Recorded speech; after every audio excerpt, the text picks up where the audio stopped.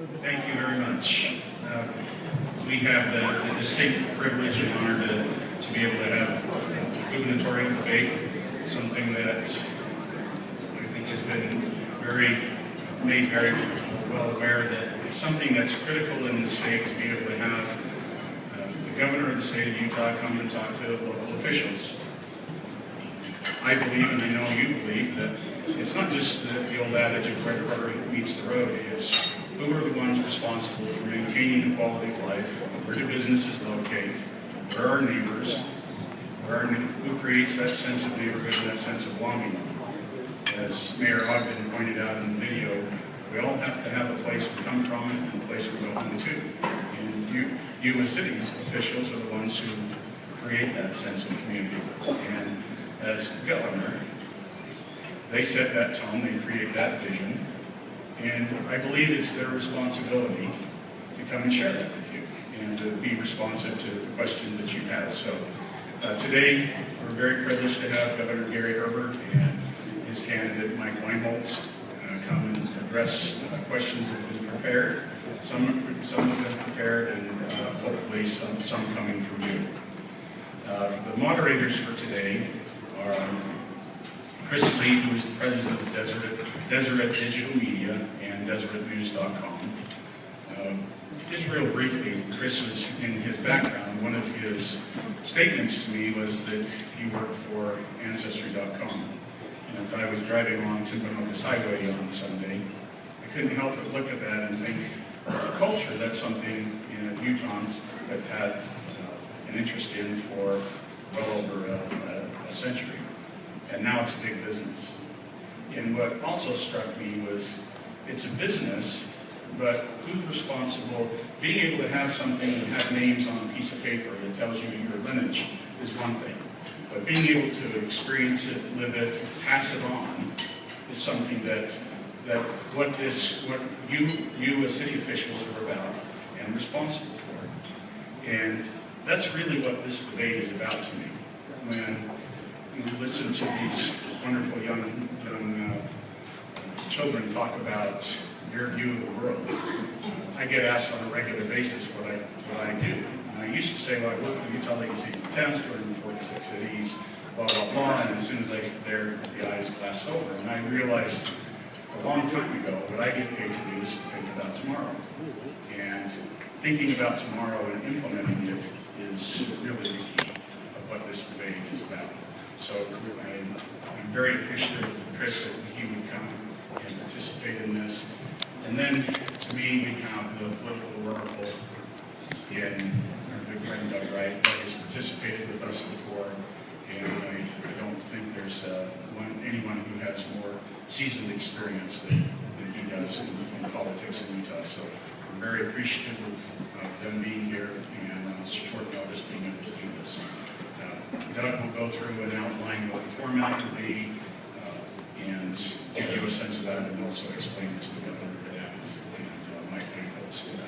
Real quickly, Mike Weinholz is the Democratic candidate. He is a local businessman, a very successful local businessman who created his own company, a fairly large one in the healthcare industry. Don't need to go on about that. They can take care of that themselves. And then Governor Herbert, we all know, most of us I believe know, I got acquainted with the governor when we had a very contentious issue years and years and years ago, over 30 years ago, about 30 years ago, on impact fees. And it was an opportunity to work with him in being able to come to a resolution with the legislature around something that was a very vital issue to the local community. So I would welcome you to come up, and then Doug, it is yours and Chris's show.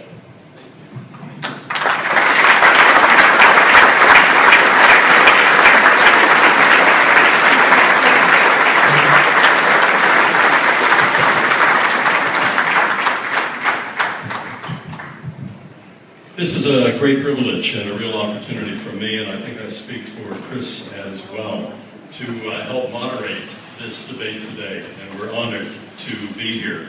I wanted to give you just a little background. As you know, this was something to really put together, and for the Utah League of Cities and Towns, They deserve a real round of applause and a lot of credit for making this happen.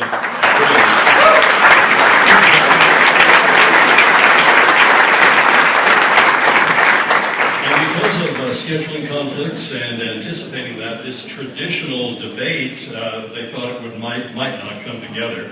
So the League of Cities and Towns submitted 5 key questions to Governor Herbert, so his thoughts could be shared in what was thought would be his absence, along with those of Mike Weinholz, who was scheduled to be here.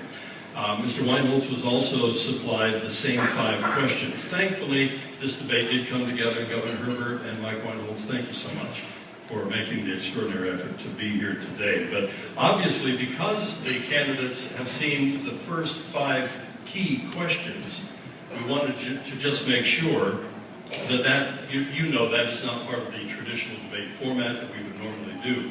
But so much good work had already been done. We are going to ask, Chris and myself will ask those 5 key questions, and then we are going to turn things over to you. We have microphones that are strategically placed, and we would encourage those of you here in maybe 15-20 minutes to start queuing up at the microphones, because those are the critical questions. We want to hear from our Utah cities and towns, and from those who have particular concerns they want to pass along to those who wish to either continue to be our governor or be our next governor. And then, of course, Chris, I know, has questions. I have questions. We'll go from there. Very quickly, the governor won the coin toss, which means that he will have the first and last word today. He will get opening statement, and he will get the last of the closing statements, which is traditional in a debate format. There will be 2-minute opening comments from each of the candidates. Then we will go to the questions, the 5 that I mentioned, and then many more, hopefully. If the candidate needs to take the entire 2 minutes, they certainly may. We have timers that are in front of the candidates. We also have cards that will be held up. And the green card means there's a minute to go. The yellow card means there's 30 seconds to go. The red card means it's time to wrap things up pretty darn quick. And then, if one of our candidates feels, after the second response, that a rebuttal is absolutely necessary, we will accommodate that for them for 30 seconds, and then we will accommodate a response to the rebuttal for 30 seconds. But hopefully that won't happen often. So, we'll probably just get underway, and Chris, let's have the governor give the first opening statement of 2 minutes. Governor. Well, thank you, Doug and Chris, thank you very much. I do appreciate that the podium is tilted to the right. I don't know if that's because of deference to you, Doug, or because of my political persuasion. But I'm honored to be here with all of you today, mayors and council members. I recognize, as Ken said, where the rubber meets the road. You are on the front lines of the successes we're having in our state today. And I appreciate the fact because I was there with you, spending 14 years as a local government official in county government, again, working with many of you side by side in the challenges of the day. When I came into office here 7 years ago, we found ourselves in a big challenge. We were the depths of the Great Recession, a unique time in our state's history, the worst economic times since the Great Depression. But like the Utah way that we have here, we banded together, we rolled up our sleeves, and we went to work. And we found ways to say we can, in fact, become better economically. In fact, let's set a goal to become the best in America. And by us working together, by having tax reform and having regulation reform, by empowering the private sector, by having efficiency in state and local government, we've created the most business-friendly environment in America today. And new numbers just came out today. Our unemployment rate on the lowest in the nation at 3.7%. Our job growth creation at 3.5%, about double the national average. Our impoverished people, those who live below the poverty level, are 1/3 now the national average. So the results we've been able to create here working together are phenomenal. We have a vision for going forward in the future. We can build on what we've done, and in fact raise our sights and do things even better over the next 4 years. Thank you. Thank you, Governor.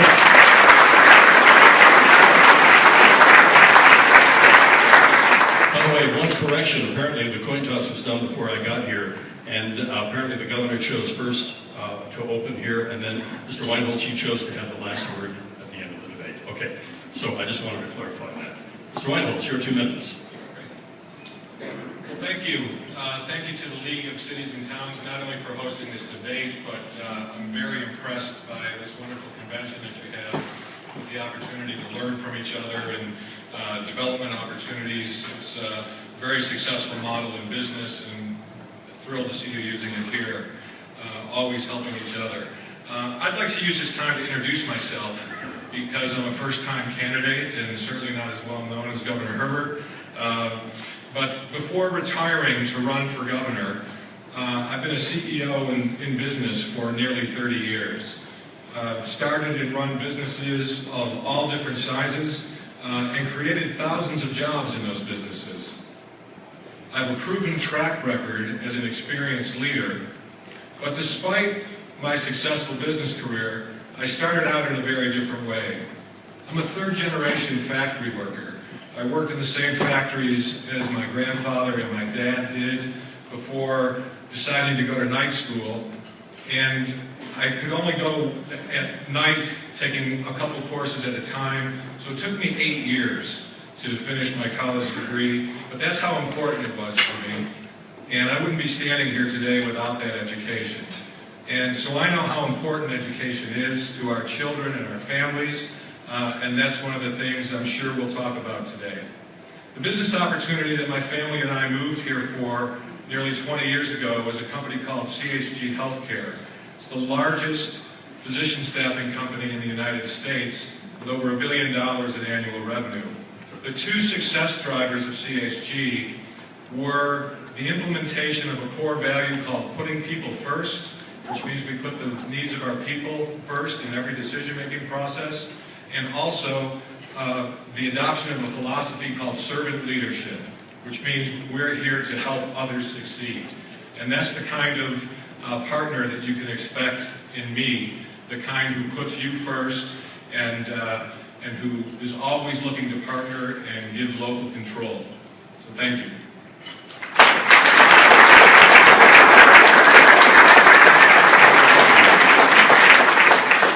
Given the venue for this debate, our questions will focus on issues of critical importance to cities and towns. The first question involves our population growth. Utah's population is set to grow more than double in the next 30 years. How will you lead the state of Utah in preparation for this explosive growth? Governor, why don't you take that first? Well, the population growth that you're anticipating is already here. We are in fast growth mode now, third fastest growing state in America today. And clearly, we have to anticipate the growth. It's happening because we have a great quality of life. People like to come here to Utah because of our principles and values. And there's also economic opportunity. So to get a job is a good place to come to Utah. And so that's fueling people to come to the great state of Utah. And we have the highest birth rate in the nation. So all those 3 items conspire to have a dramatic increased growth in population. We are already investing in transportation and education. We're taking a look at water. Water is the only limiting factor to growth, in fact, in the state of Utah, and it's a top-of-mind issue for us. We also did Your Utah, Your Future. We actually did the largest grassroots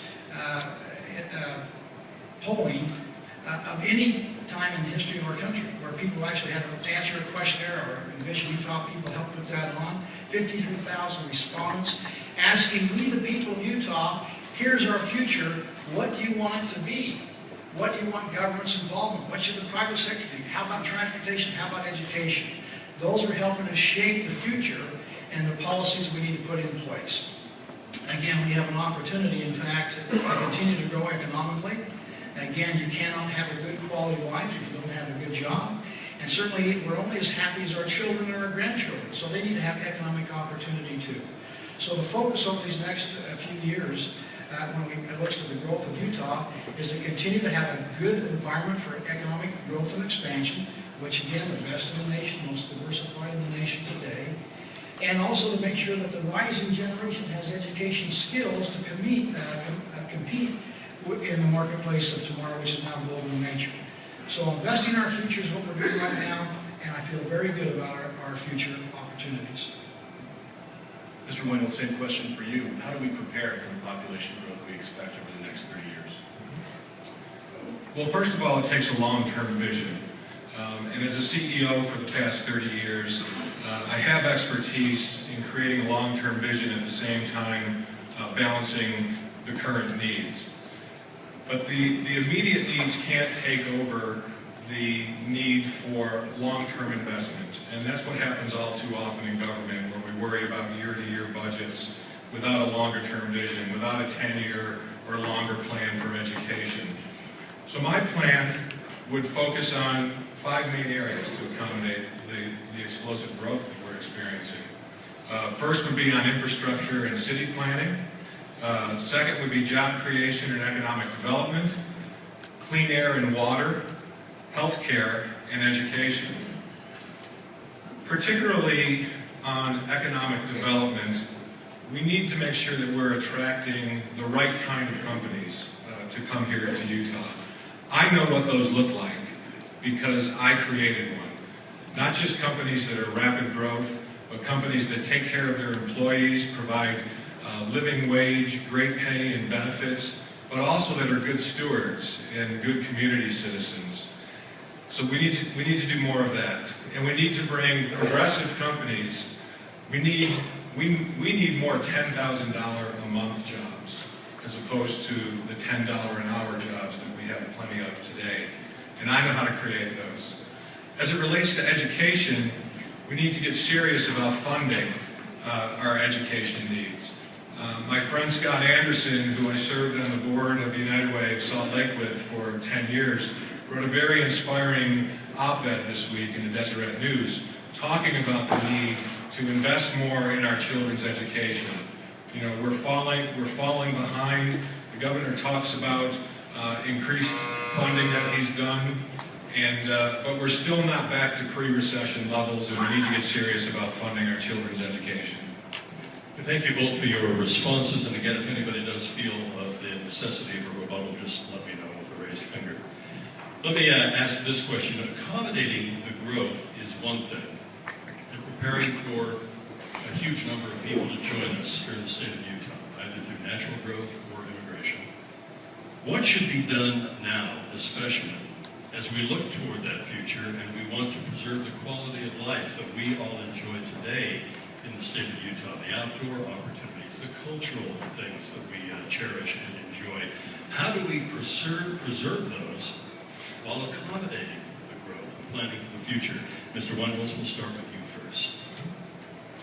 Well, our unparalleled quality of life has a lot to do with our public lands. And our public lands are our home and our heritage and what we leave behind for our children and future generations. You know, I want to make sure that the places where I taught my son to fish and hike and camp are the same places that he can take his children in the future. And if we sell off our public lands the way Governor Herbert has planned to do, we're going to lose our heritage. And we just simply cannot do that. As governor, I'll ensure greater protection of our public lands, advocate for greater awareness and protection of our air, water, and world-class tourist destinations. And speaking of world-class tourist destinations, the other reason to protect these public lands is because tourism and recreation is such a huge part of the Utah economy. And if we sell off these public lands, we'll lose the opportunity for ourselves and our children and future generations to use those pristine lands for recreation and tourism. And those are things that continue to drive our economy, and they're important enough. Also, studies show that federally managed, the communities around federally managed government lands do much better when they are federally managed. The cost of managing these lands is something far beyond what we could handle as a state. So we need to preserve these lands. We need to get serious about the fact that they belong to all of us and stop villainizing the federal government at every turn, suing the federal government, spending tens of millions of dollars to do so. We just need to protect these lands for our children, and that'll protect our heritage. Governor Herbert, your response. Well, let me just correct Mr. Weinholz. First off, I've never suggested selling off the public lands. That's not true. I've said we are a public land state. We'll always be a public land state. The question is who's going to manage them. And the management that we've found with the federal government has left us come up short a little bit. We've lost a complete lumber industry in the southern part of our state, for example, because hard to believe we cannot spray for the bark beetle in our forest. We've lost the forest and the lumber industry, and now we just have a fire hazard out there. We have cheatgrass that burns like a fuse. When we have our wildland fires, they need to be replaced with more fire-resistant grasses. We can't get the federal government to do that. We can't even go out and do controlled burns in our forest services so we can scarf out the underbrush and make the forest more healthy. So it's about management. It's not about selling them off or privatizing. That's just not true. Let me just say to you, too, that's a republic. And I would suggest we get out and talk to the people in the 29 counties and find out what's happening in their backyards. It's not what we think in Salt Lake City. It's what they think down in San Juan County or Kane County or St. George or other parts that are impacted dramatically by having the public lands in the backyards, and say, what is the best way to manage them? Now, we have a Utah Your Future I just mentioned because we wanted to have the people of Utah weigh in. It's a republic. We should represent their views and what they think we should do as elected officials. It's not a dictatorship, it's a republic. And so we have got good information as far as what we should be, in fact, doing. I'll just give you an example of that. In Southern Utah County, as a county commissioner, we had tremendous growth taking place there. We created what's called Nevo Vision, where those south of Provo and Springville worked together and said, let's make sure we plan our roads so we have them actually come together. Let's plan and anticipate that so we can have more efficiency, more cost effectiveness when we build roads. That's collaboration, that's cooperation, and that's what we should see as we vision for the future of Utah. Could I exercise just a little prerogative? We got into federal lands, the rural areas. What can be done within our urban areas to maintain the quality of life and make it pleasant to live along the Wasatch Front? And again, I'll go to Mr. Weinholz first on this. If we could keep this within a minute or less. Well, we can improve public transportation to start with. And then we also, because we know that the quality of our air is most impacted in our urban areas, we need to get serious about cleaning up our air. Every time I've heard a politician, or unfortunately even a business person, talk about the need to clean up the air, they always say, well, we need to clean up the air, but we can't do it at the expense of jobs. And I think those things are mutually exclusive. We can, in fact, if we move towards next generation energy sources like wind and solar and geothermal, we can create thousands of jobs in those industries, and we can retrain coal miners and other folks in rural areas to compete for those jobs. So that's one of the main areas that we can do in the cities. Governor Herbert. I've never heard anybody in 7 years of being a governor of this great state say we cannot clean up the air at the expense of business. I think they need to work in tandem, they need to work together because business has been part of the problem. We've passed 31 rules here in the last 2 years impacting commercial business and industry to make them reduce their pollution. And along the Wasatch Front here, which you asked the question, I don't think we're on the right topic, is we've reduced pollution along the Wasatch Front by 35% over the last 2 years, in spite of the fact that we have 350,000 more people call Utah home on the Wasatch Front. We are making significant progress. Are we where we want to be? No. We have more to do, and we will do it. But when it comes back to your question on what can we do with the public lands, watershed restoration. We spent now hundreds of thousands of dollars, probably millions of dollars now, on watershed restoration, make sure that our watersheds are protected, which is the lifeblood of the valleys here. Not only that, we have the mountain report. We're trying to find out how do we balance the use of the public lands next to our cities so we can, in fact, be responsible and have those native plants and flora and fauna that we all enjoy, go out fishing, as Mr. Weinholz has suggested. Thank you both. Next question is involving infrastructure, particularly how we pay for it. The Utah Legislature in 2015 passed HB 362, which was an historic investment in state and local transportation. The primary tools in this legislation were a modification to the motor fuel tax and a local option sales tax.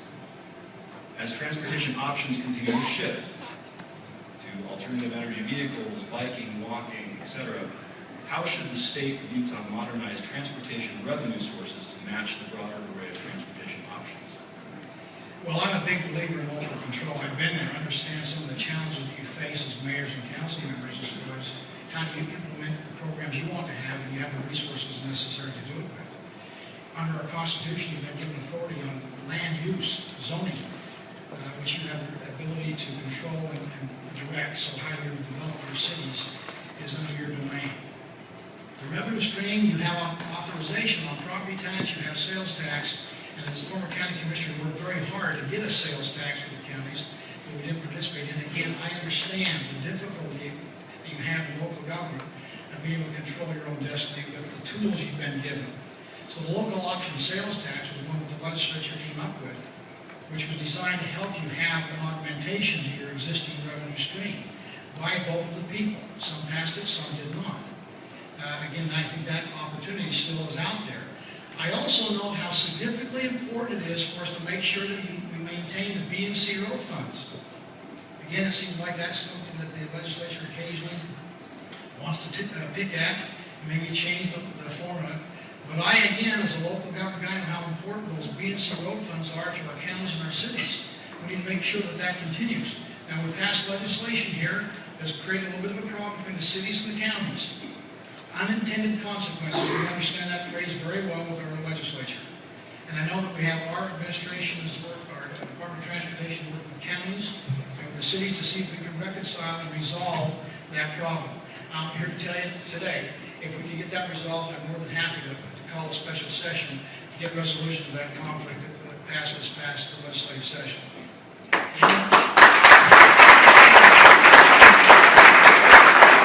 the end of the day, you need to decide what's in your best interest for your communities. And the state should be a helper, a facilitator, a partner, not a dictator, but one that will work hand in hand with you to make sure you get the right results that you want to have as elected officials. Mr. Weinholz, same question for you. How do we fund transportation going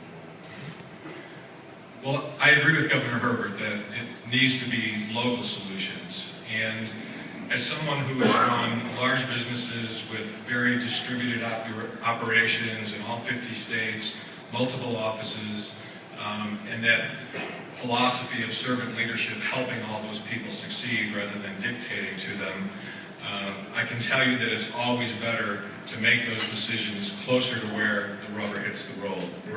So I agree with Governor Herbert on that. But how do we go about doing it? You know, I would support a larger percentage of the local option sales taxes going to the cities and counties rather than to the UTA until we can see that they are beginning to improve their operations. And I think this is an area where Governor Herbert has failed to lead out on modern transit. You know, the UTA continues to struggle. We need smarter options, local planning, and revenue sources that address the differences between our very unique Utah cities and towns. Let me just clarify. The UTA, our biggest transit authority, I have one appointment. It's a special service district. It's not something that the state runs, even though it has Utah in front of the name. It's not a Utah agency. But the Utah Transit Authority has brought in hundreds of millions of dollars in transit. It may not be enough. They've been recognized as one of the best managed transit authorities in America. And we certainly have had some problems out there with their administration, and it's caused some issues. My one appointment, David H. Burton, has done a great job in following the audit and bringing things back into place. But don't forget, there have been hundreds of millions of dollars spent on transit in the state, and our transit, our bus rapid transit, our light rail, our heavy rail are improving dramatically, and certainly going to be a part of the future when it comes to transportation. Okay, apparently there's no response to the rebuttal. Let me ask this question, and this has been something that has been an issue in the state of Utah since the days of Governor Levitt. I can remember having conversations with him about this as online purchases became more and more popular. And many of these online businesses are based right here in the state of Utah. The idea of the sales taxes associated with that. To both of you, as governor, how would you deal with this issue? And what about the Remote Transactions Fairness Act And we start this time with, is it Governor Herbert we start with? You're in charge. Sorry, I got thrown by the rebuttal and the lack of a rebuttal to the rebuttal. So Mr. Ryan, it's you. So on this issue, this is about the internet sales tax.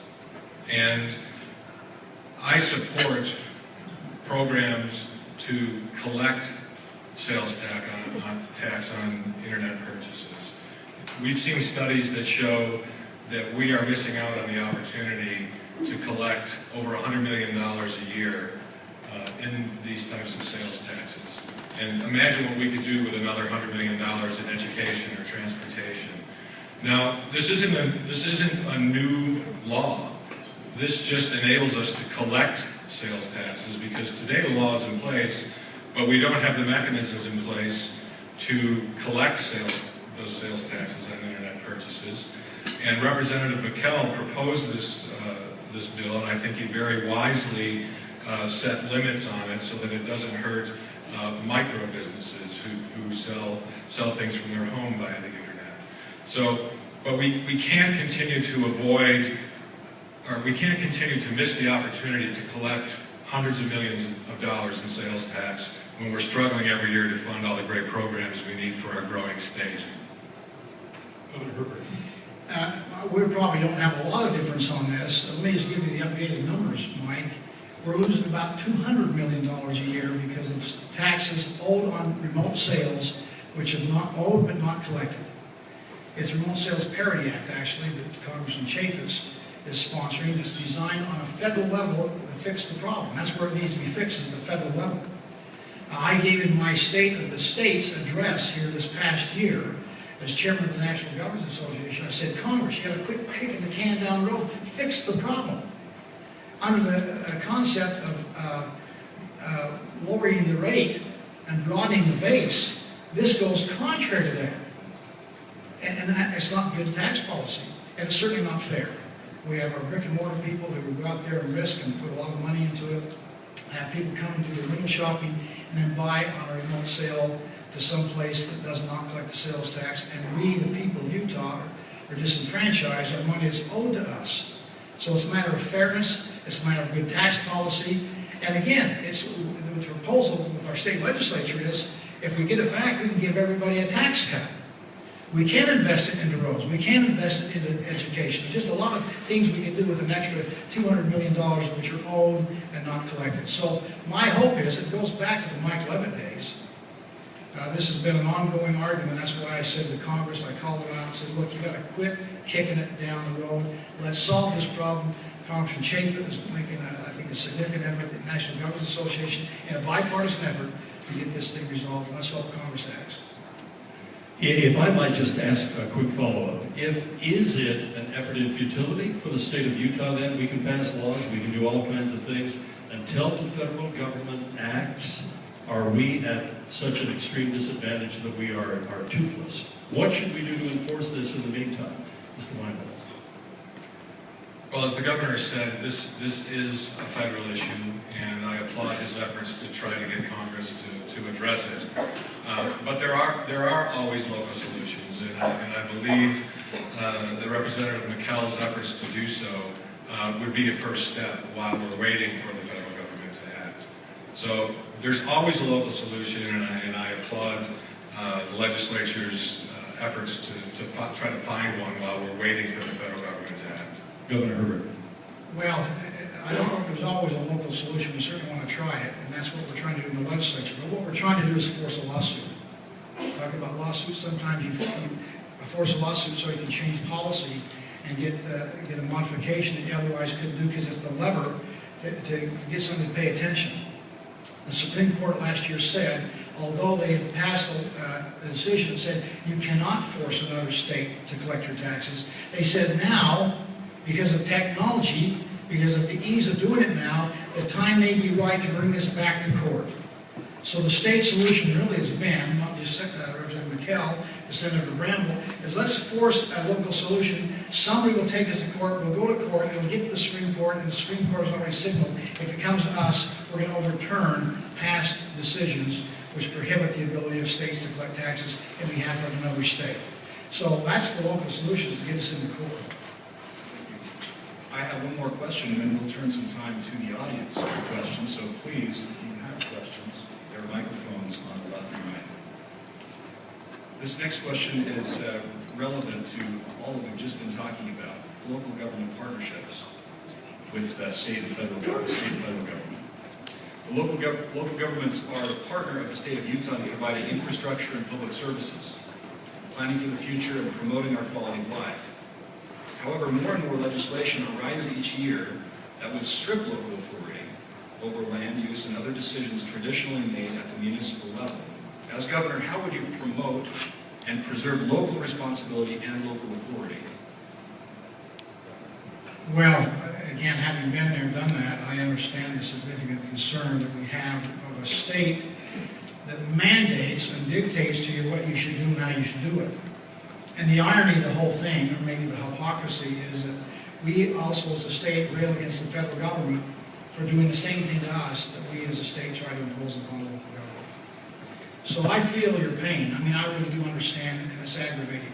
I'll just tell you, I was at the legislature here a few years ago when I was a county commissioner, and I came up and I said to the leadership, a leader in the Senate, I said, why do you do this to us?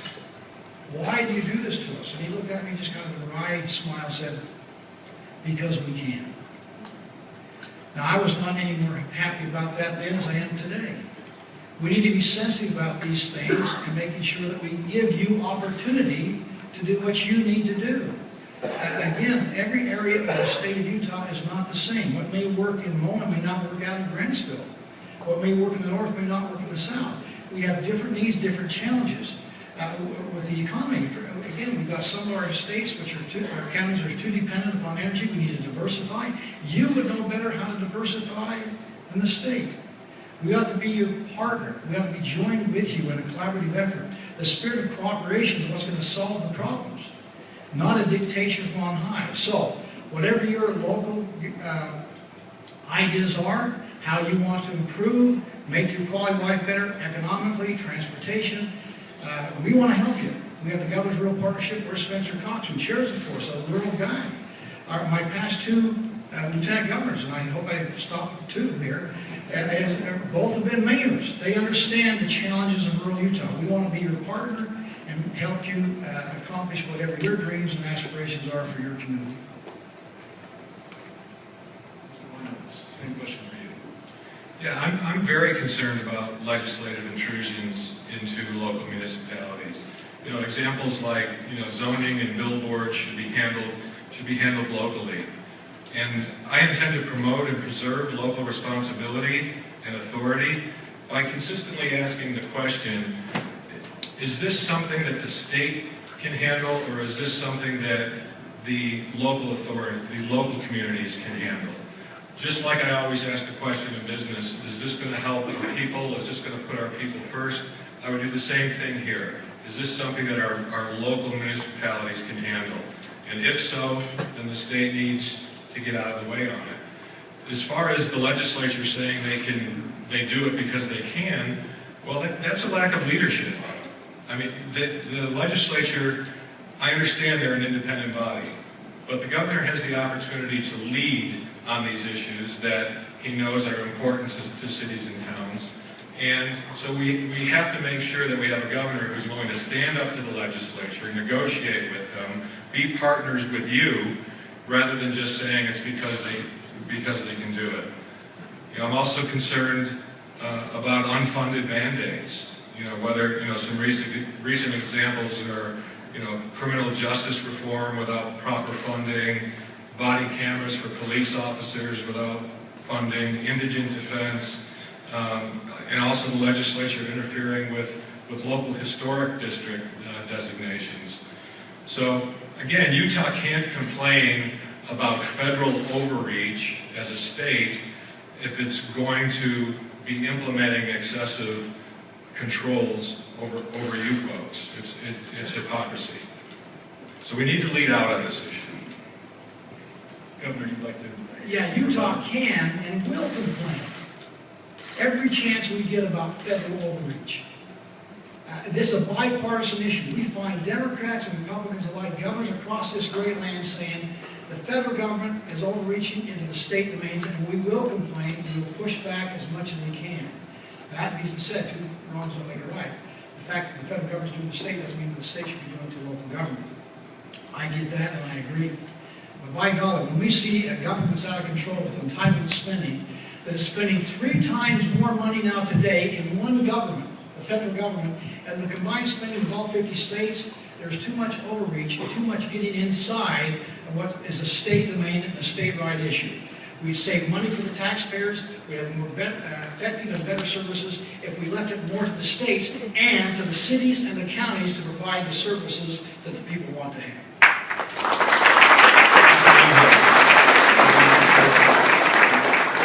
Anything you'd like to add to that topic? Well, yeah, as the visiting team here, I would like to respond to that. You know, suing the federal government is always our first inclination and our first step. You know, and how do you expect to have a good relationship with the federal government if you're constantly suing them? The public lands issue is a great example. You know, our own attorneys told us that we can't win this lawsuit for the public land. So what did we do? We went out and we shopped and shopped until we found a law firm that gave us the answer that we wanted. And we committed spending $14 million of our taxpayer money on a lawsuit that is absolutely unwinnable. And that's not only morally bankrupt, but it's fiscally irresponsible, and it's not the kind of thing that I would do as governor.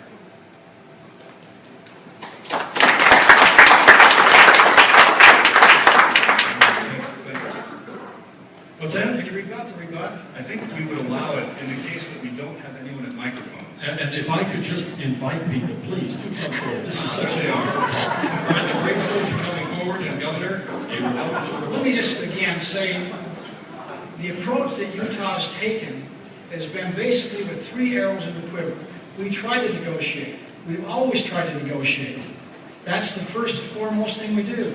Then we try to pass legislation to direct and correct whatever problems are perceived there, and only as a last resort do we litigate. But they're all part and parcel of the comprehensive approach. You know, we ended up going and doing the Washington County land zone. That was a negotiation originally, became legislation, had to have a threat of lawsuit because we ended up having people at the table who didn't negotiate in good faith that went back and tried to torpedo the legislation back in Washington, D.C. So all 3 arrows in the quiver, and all 3 should be used judiciously. thank you. And again, your rebuttal to the rebuttal, the rebuttal, the rebuttal. I think I'm rebuttal now. Okay. Let's go to our microphones now, and let's start over here to my left. And if you'd identify yourself and where you're from. Charles Wheeler, Hyde Park City. My question is with regard to federal lands management in this case that's so hot of a topic. Federal lands generate a certain amount of money. Should we take control, they would finance whatever control the state of Utah would oversee with, but that would not be enough money to manage these federal lands. How would you propose then to generate the funds to manage these federal lands appropriately and take care of the employees, people such as that currently work these federal lands? Thank you for your question from the Cache Valley, and Governor, we go to you. Well, that's not what I'm recommending, so I'll let the governor answer that. Well, again, as I said earlier, we are a public land state and will always be a public land state. There's not a desire to privatize the lands. We have the ability, and there's a study done by University of Utah as well as Utah State University that said that we do have enough resources to come in. We don't have to share them with Washington, D.C. and the federal government to, in fact, manage our public lands. We manage everything else, pretty well here in the state of Utah, and I certainly would put our management skills up against the federal government any day of the week. So we're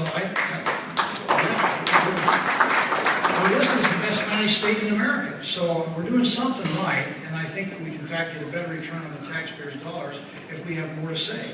Now, we've never proposed, taking away the national parks or the monuments or the wilderness areas, the recreation areas, all those things that we kind of utilize and enjoy. That would remain in the federal government's hands. But our ability to manage the public lands would be in some of these other areas that the federal government's really doing nothing. Certainly, when it comes to energy development, which I know my opponent doesn't particularly like to hear about, but whether you like it or not, the base load of energy in this country is going to come from carbon-based fuels and or nuclear power for the next generation to come. We have an opportunity, in fact, with technology to do it cleaner, to make it affordable, to make sure that we're good stewards of the earth. They're not mutually exclusive ideas as far as extraction industries as well as being stewards of the earth. And we can do that in ways that will at least save time. We have nearly 70% of our land mass is publicly owned land, for heaven's sake. That's a lot. And yet, when we go to get a permit to drill a natural gas well or an oil well, it takes us up to 18 months to get it. If you're in North Dakota, if you're in Oklahoma, if you're in Texas, it takes you less than 3 months. Time is money. It puts us at a competitive disadvantage. So optimal management of the public lands is why we have a balanced resource committee chaired by my good friend Ted Wilson, a good Democrat, trying to find that optimal way to manage the public lands which benefits everybody. Mr. Whiteholz, I took this out of order. I apologize. You are next. That's fine. Well, I'd like to ask the question that that good people always ask in this situation: where are we going to get the money to do it? You know, I was up in Box Elder County a couple of weeks ago, and they were talking about the fires that we were having up in northern Utah, and the estimates were that it was going to cost $3 or $4 million as a result of those fires. And that was just one instance. You know, we live in a desert, we live in a dry state, and you know, so catastrophes like that can happen frequently. And if you're not financially planning for them, that's when you run into trouble. But you know, the federal government spends hundreds of millions of dollars managing these lands. So I don't know where we're going to get the money to do it. And studies have shown that when these lands are managed federally, that the communities that surround them do better. If you talk to the folks in Moab or any of the other areas of Utah that are driven by tourism and recreation, they want these lands continue to be managed by the federal government. And just like I did in my business career, I always default by asking what the people want. Thanks to both of you. Well, and we know what the people want, particularly those who live next to public lands. They want to have a balanced approach. They want to have input. They want to have a say in what happens in their own backyard. We understand the public lands. We're not trying to take them back. That's a misnomer put out there by enemies of this attempt to have a better management practice in place. It's a matter of what is the optimal. It's not one versus the other. It's not exclusive one to the other. We want to have tourism and travel. We want to have a robust agricultural business. Our animal units are being taken away from us on the federal land. And water rights are being taken away from us on the federal land. So we need to protect our agriculture, our tourism and travel, which is certainly a big part of our growing economy, as well as our extraction industries, which includes energy. There is a balanced way to approach this where we have tried to negotiate to find that optimal point, led by in a bipartisan way, and yet we keep having people pull out and threaten to sue us, and so we end up having to say, well, we'll sue you. That's not really as productive a way as we can, but we can in fact find that optimal point if we work together and listen to the people, particularly the people of Utah, which is who we're running to represent. A chance for a response. Well, again, the governor didn't answer the question of how we're going to pay for it, but it's almost a moot point, because these lawsuits against the federal government regarding taking back the public land, and by the way, that's the nomenclature, that's the language that the people are using to fire people up, take back our lands. Well, they're already our lands. They're Utahns' lands, they're America's lands, and getting everybody fired up over this hatred we have of the federal government is not productive, it's not helpful, and we can't afford it. And by the way, it's moot because the lawsuit is unwinnable. There's this thing called the supremacy clause that people like to overlook whenever they're suing the federal government on this issue. And our Olden lawyers told us that this was unwinnable. So you have to have a long-term vision, and that vision should include continuing to partner with the federal government to manage these lands, because they do it well, and they do it in a way where our local communities can benefit from it. Thank you. We'd like to give the next attendee a chance to ask a question over here on the right. Thank you. My name is Steve Fairbanks. I'm a council person in Sandy City and a past president of the League of Cities and Towns. We've alluded here today, you've alluded to the importance of local control, and that really is a serious issue with this group. And we're the people who provide the services, we're the people who take the complaints, and we're the level of government that really impacts people's lives. So it's important to us to have the ability to do what our citizens would like us to do and what our community needs. Now, in light of your alluding to this value, would you commit to supporting our needs for local control and be our champion on the Hill? We recognize that you're the administration and not the legislation, but we need someone to stand for us when the legislation gets out of control. Could we count on you even to the point of veto to support our local control? Governor, that's for you first. Yes, thank you, Councilman. Absolutely. Again, it would be a rare situation indeed that I would have legislation that would trump local control. It would have to be a private property right violation, civil right violation, or something that would be pretty extreme, because I do believe in local control.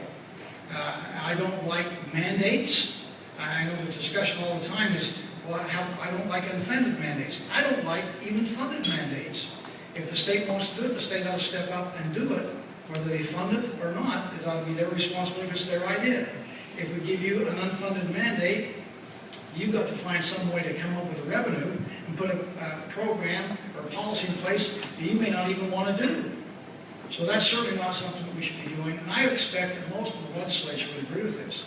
But let's lobby together. We certainly understand how important it is. The phrase we hear all the time is, government closest to the people is better for the people. I agree with that. Again, I've been there. I've done that. I've been with you guys in the trenches. They were trying to push back on the overreach of the state legislature. And we're having, I think, great success in doing that. It's not perfect, but I'm with you on this one. Mr. Weinholz? Yes, I absolutely would be your advocate on this. The only issue that I take is your use of the word administration. I think we have far too much administration and not enough leadership. There's a big difference. There's a big difference between administration and management and leadership. And a governor has to lead out on these issues. And yes, I would use the veto pen.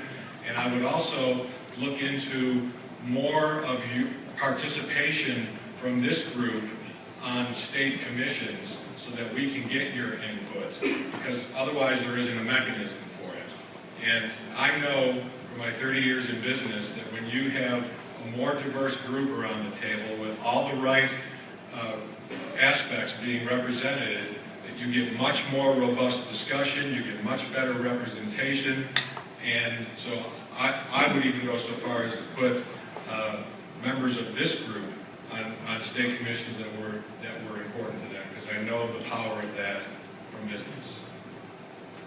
Let's again go to this side of the room, and again, identify yourself and where you're from. My name is Sonia Norton, and I'm the Vernal City Mayor.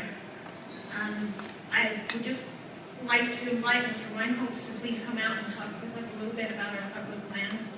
We would love to visit with you about that. But my question is mainly about property tax. It's a financing tool for us in our local governments, but the amount of property tax revenue remains essentially flat. So even if the actual tax rate remains the same or lower, the tax rate from the previous year, a local government is still required to comply with truth in taxation requirements. As governor, how would you provide flexibility and sufficient revenue tools for local governments to meet the service needs of the residents that the residents expect? Mr. Weinholz. Well, first of all, thank you for the invitation. I've been to Vernal a couple times in the last few months, and I apologize for not looking you up, but I will next time.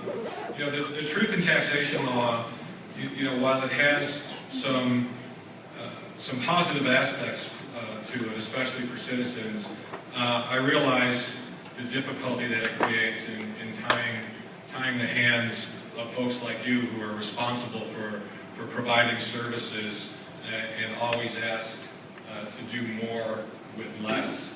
So I would look to build, and then you see situations where, because of truth in taxation laws, you have folks that are afraid to propose much needed tax increases. And then you have situations where you have to get caught up. And then all of a sudden you're talking to your citizens about a 70% tax increase because you haven't been able to do it along the way. So I would look to add flexibility in that area, and I'd want to work with you. And again, the answers are always local. I'm always looking for input from where the rubber meets the road, and I would encourage you to partner with me on that so that we can get to the right solution. Governor Herbert. Again, I can relate. I remember when the counties didn't have even a sales tax. Unless it was developed outside an unincorporated area, they participated in none of the sales tax revenue that was coming from retail sales in other cities. I worked with then Speaker of the House, Mel Brown. Ken will remember this. We worked together to try to come up with a way so counties could at least have a second leg to the stool to help us with our revenue needs for the services that we, the people, want to take place in county government and city government. So I recognize I've lived through it. I understand the problem. Truth in taxation, I think, has served us well. Put in place somewhere in the mid-1980s. It's certain, if you look at the graph, it shows that we certainly have slowed down the rise of taxpayers' cost for property tax. The most hated tax, we all know, that there is out there is the property tax. Again, I think not only does it serve us well, but it does allow us to have growth. So you have property tax with growth, you can have exceptional growth. What ought to be considered, what ought to be looked at for an adjustment to give you more flexibility, is an exception for inflation. Because if you've got enough money to pay for what you have now, plus you get growth, where you're having an erosion of your ability, your purchasing power is in inflation. So that ought to be the discussion if we want to give you more flexibility on the property tax, to say, can we in fact add back in what we've lost in purchasing power because of inflation without having to have a truth in taxation hearing.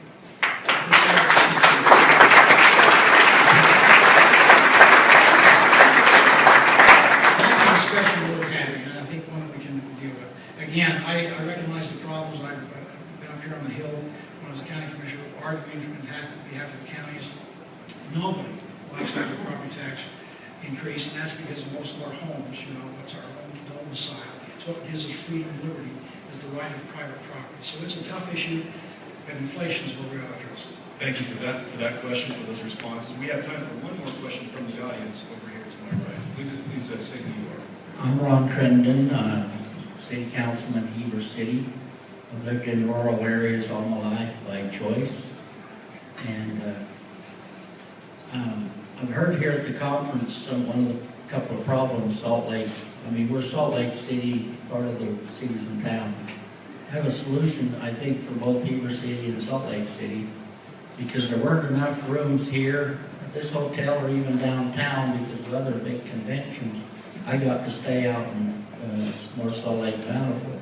So I've been driving in like some of those people do every morning. I used to think the flow only came from our valley in, but I discovered it comes from all around Salt Lake in.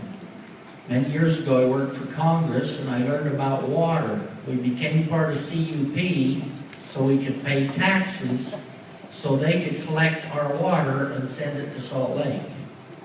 And so everything I found out, learned that water doesn't go downhill, it goes to money. So it goes uphill for the Uinta Basin and down into Salt Lake. You're saying, Ron, that if you drop a nickel, it'll roll to Salt Lake City. That's kind of what I'm saying. Even your lieutenant governor commutes in, right? I wonder if we shouldn't move the capital to Fillmore. Where it started. I know Governor Huntsman would like that. That's The solution for Salt Lake is they talk about pollution. We're a beautiful place to live up in the Heber Valley, as everyone is finding out. But we don't need so many people with houses that don't pay their way, they don't pay their way tax-wise, it's infrastructure. We need more businesses. We need, if he doesn't become governor, to have him move his business out to Heber. We have workers. They're all commuting to Salt Lake to work. We need businesses to support our infrastructures. Great. So the question sounds The like... question is, what as governor will you do to diminish the Wasatch, not diminish, but give priority to businesses, not just houses, out into the outer areas, and reduce Salt Lake's pollution, give us a little of it with a business or two. Okay. Governor? Take that. Well, that's a tough question, Ron, because I believe in free markets. And people make decisions about where they will locate based on what's to their advantage economically. What the state of Utah has a responsibility to do is provide a very fertile environment and a soil where the entrepreneur can plant their seeds with the hopes that they'll germinate. It's a partnership. It's really all of us working together to make sure that the county, the city, and the state are creating that ambiance which is conducive to the risk taker, the wealth creator, the entrepreneur. Capital is a coward. It won't go to places it's not wanted. We've, in fact, created an environment where capital is now flowing into our state in ways it's never done before in our history. The Silicon Slopes phenomenon is expanding into many other areas of our sectors of our economy: aerospace, banking, finance, life sciences, medical device. So we are seeing that take place, and it will spill into the Hebrew Valley. Clearly, there's the phenomenon of the kind of what we call the black hole, the Wasatch Front, where everybody comes here. We have now over 80% of our population in 4 counties, and yet we're a fast-growing state with now over 3 million people and rising rapidly. So we need to find out what you want to do in Hebrew Valley. We need to work with our Governor's Rural Partnership Board, our BEAR program, or other opportunities to say, what businesses can we expand or bring to there? We're just taking one down to Richfield with our aerospace, what we call the Pathways program, with our applied technology colleges down there to have people learn about aerospace. They get credit in school when they're seniors in high school and community college, and they will get paid on the job as they kind of explore the learning experience and say, do I want to stay in aerospace? Get paid, get skills, help with the pipeline issues that aerospace is having as a challenge here in our state right now, and taking it to rural parts of Utah. So there's probably many ways to skin the cat, but we need to have you, in fact, say, here's our dream, what can you, state, help us in accomplishing this dream? Mr. Weinholz, how would you skin that cat? Well, I wouldn't be that violent about it. As a business leader, I know that you have to choose projects wisely and make smarter decisions with investments and incentives to bring businesses to new areas. In the knowledge economy, it almost doesn't matter where you're going to locate your business. So you're right, we can be doing a better job in developing, incentivizing new business in our rural economies. But you've got to make wise decisions, and you've got to have leadership that ensures those wise decisions. The recent Facebook debacle is a great example of a lack of leadership, a horrible deal made behind closed doors. And as I've traveled the state throughout the course of my campaigning, the one thing I hear over and over again from Republicans, Democrats, Independents, is that they've had enough of closed-door meetings with no transparency, no accountability, no public input, no input from the people, and people are fed up with that. You want to know why we have low voter turnout and why people are angry? That's why. And the Facebook deal was a great example of that. No transparency, behind closed doors, and the bitter irony was we were ready to give $260 million away in tax incentives at the same time that the Jordan School District is trying to raise $245 million on a ballot in November because it needs new schools for the 9,000 new students that are going to be coming over the next few years. So if we're going to give away money that should go to schools to the richest corporation in the world, that's like the worst example of corporate welfare that I can think of. So you've got to make wise decisions and lead on it so that the decisions are made appropriately. Just as I do on my radio program every day, I feel bad when I see people standing in line, I see the lines blinking on the phones, but we need to be respectful to our candidates' time. We so appreciate them being here. I've really appreciated the questions that have come from our cities and our towns and our councils and our mayors. And I thank you so very, very much. According to the coin tosses, what will happen now is we'll have a final statement from Governor Herbert, and then Mr. Weinholz will have the last word. Well, thank you, and thanks to the league, and thanks to all of you for being here to listen to us give our vision of what we think the state of Utah has in store for it going forward over these next 4 years. I appreciate the opportunity I've had to work with you over these past 7 years as governor. And I appreciate even more, because I was a county commissioner and a local government official, the significant, challenging role that you face as mayors and council members in making tough decisions. We genuflect the local control, and yet we have an issue that comes up where the local people have some discussion back and forth and say, well, somebody should override that. Our incentive programs is designed to have local control and local input of the stakeholders. You'll be the ones that should decide what's a good deal or not for your local people that you represent, the taxpayers that are in your district. Again, the Facebook thing, it worked. It was not acceptable. People backed out. But I can tell you that as we work together, and it really is a matter of collaboration, not pointing fingers and saying you didn't do your part or you didn't do your part as well as I did my part. It's a matter of us collaborating and working together for the common good of the state. And as we've done this, we've become the #1 best performing economy in America today. That is a pretty remarkable outcome.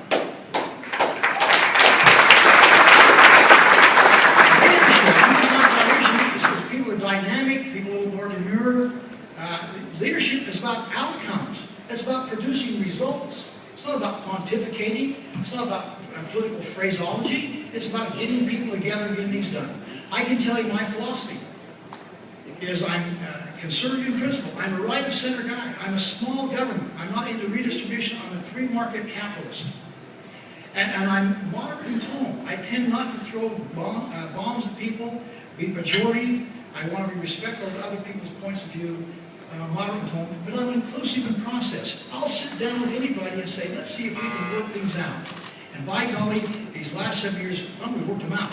But we're the leading state in America today. We are the gold standard of where to live, where to work, and to do business and raise children. Thank you.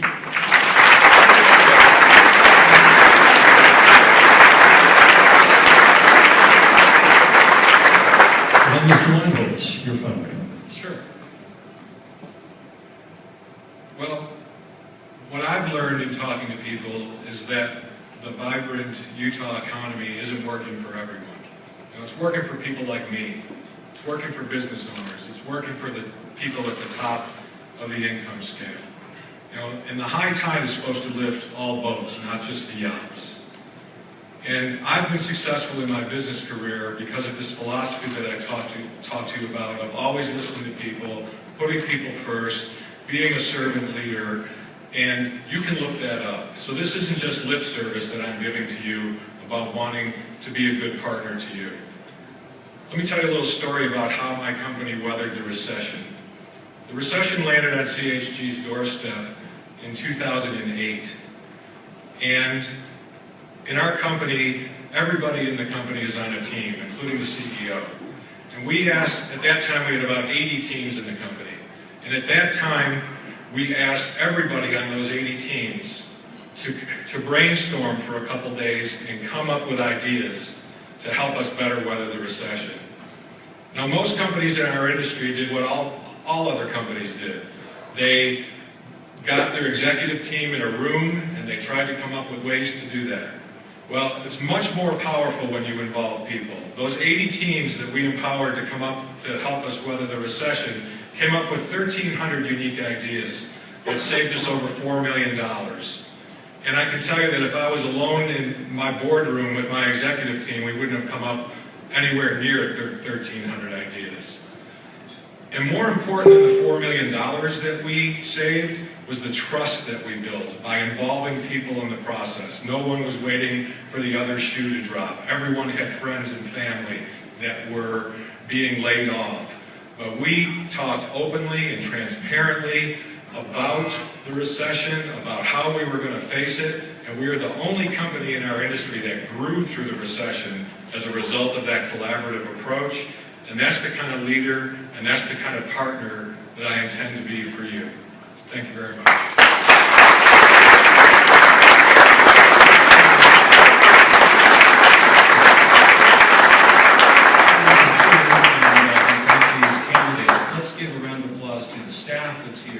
AV staff, those that have served us great food today. Please give them a round.